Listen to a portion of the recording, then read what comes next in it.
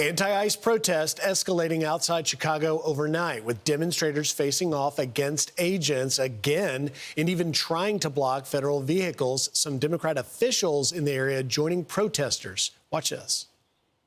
I'm back at the Broadview ICE facility where, in part of a protest just a few minutes ago, not only did they come with weapons and violent show of force and drive a van into us, but then they tear gassed us. And I have to tell you, it was terrifying. It was impossible to breathe and really, really scary. But the point is they are trying to intimidate us, to stop us from standing up and being a part of a nonviolent resistance. And we will not be intimidated.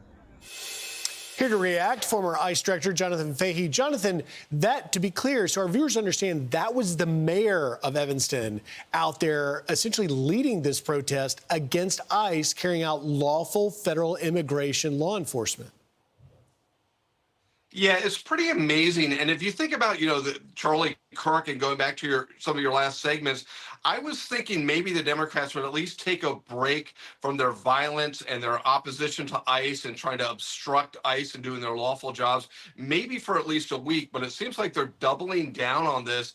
And this idea, it's a standard practice for Democratic politicians to rise in the ranks as they have to get arrested by ICE or something like that. But again, your point is really good, is ICE is doing their job. They are actually required to do this. Donald Trump is required to do this. And if J.D. Pritzker was actually a leader, he'd stand up for the men and women of law enforcement. He'd stand up for public safety. But he knows basically the path to success in the Democratic Party is with those 58 members of Congress that voted against the Charlie Kirk resolution. The far left is his ticket to rise. So he is doubling down on this. And instead of being a leader, he is putting politics ahead of public safety. And it really is shameful because people are in danger. These agents are in danger just simply doing their job because of these, I want to say antics, but it's far more serious what these Democrat politicians are not only doing, but encouraging. And it's stunning that Democrats are trying to essentially defend Jonathan. I was with ICE in Chicago on day one of this midway blitz, and we apprehended, and one of the individuals was convicted last year of the forcible sexual assault of a child under 13. And the American people see this. President Trump, to broaden this a little bit, ran on a mandate to do three things: shut down the border, remove the heinous, violent, criminal, illegal aliens, and also rescue the some 300,000 unaccompanied children that the Biden administration lost. And those are goals that they continue to do. It's not getting a lot of play, but we just got yesterday, Jonathan, the latest border numbers for August. And yet again, there are stunning numbers, starting with this: 0 parole releases for 4 straight months. We had hundreds of thousands being released under the Biden administration, 93% reduction in nationwide encounters compared to the peak of the Biden administration. The number, by the way, was just over 26,000. It was over 370,000 in the peak of the Biden years. You also see 96% reduction in the southwest border apprehensions compared to monthly average during the Biden administration. The entire month of August equated to 1 or 2 days under the Biden administration. And then, of course, the seizure of fentanyl, 755 pounds, and then 171 billion collected from tariffs, taxes, and fees, which Democrats don't want to talk about. Your reaction?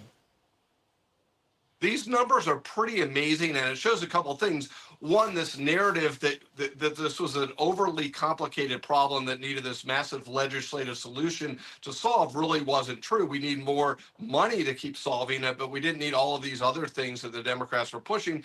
But also shows a couple of things. The what's going on in Chicago and the interior enforcement is very effective in deterring people from wanting to come to the United States. Because remember, under the Biden administration, we essentially had de facto amnesty. Once you set foot on American soil, you'd get a phone, and then essentially you were never getting kicked out. And that was the policy of the United States. So now they know if they manage to get here, they're getting kicked out. And the fentanyl thing is really important because 101,000 people a year died of fentanyl overdoses and overall drug overdoses under the Biden administration. Watch that number at the end of this year, and that will show the success of this, but we're also going to save lives.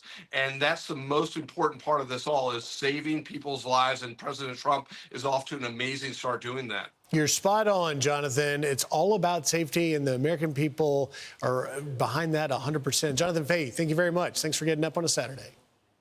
Thank you.